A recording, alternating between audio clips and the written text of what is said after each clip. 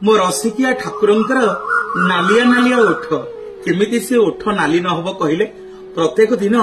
हड़प नायक सेवक माने 36 खंडरू अधिक पान मो कालिया सामंतଙ୍କୁ खुआई दियंती। जने भक्त थिले प्रभुदास श्रीमंदिर पाखरे तांकर पान दुकानटीए पंडा पढ़ियारी माने समस्ते जानती प्रभुदासଙ୍କ पाखरु पान खाइबा पई पान सिना भांगंती मन मो जगन्नाथଙ୍କ पाखरे महाप्रभु दिने प्रभुदासଙ୍କ ठारु पान खाइबा पई निजे तोफा गोरा बड़ भाई बलभद्र टिके श्यामल वर्णर जगन्नाथे पहुंचिले प्रभुदासଙ୍କ पाखरे प्रत्येक दिन पान दिखंड खांती बिड़िया पान मुरुकी की हसिकी टिके पळे आसंती। मुरुकी हस देखि प्रभुदास पैसा मागिबा कथा भूली जानती। गोटे दिन भक्त बलराम दास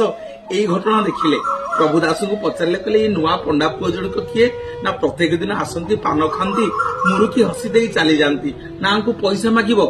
आसिले पुणी प्रभु पान खाइबे भी प्रभुदास पाखक पैसा कोठु आनिबे खंडुआ पाठ को बंधा दे चली गले। सकाळ पाइले तलुछ महापत्र आसिले देखिले प्रभुंकर खंडुआ पाठ नाही श्रीक्षेत्र रे हुरी पड़ीगला किछि महाप्रभुंकर नीति हेई पारुनी। गजपति पाखक खबर गला गजपति आसी भक्त बलराम दास गजपति सबु कथा जणैले। भक्त प्रभुदास को कोलाग्रत करि पकेले गजपति कहले धन्य रे प्रभुदास तोरी पाखक प्रभु आसुचंती प्रत्येक दिन पान खाइबा पई आज तू ही प्रभुंकर ए पानखिया नीति की करिबु तोरी वंशधर माने जहांको ना हबो हड़प नायक सेवक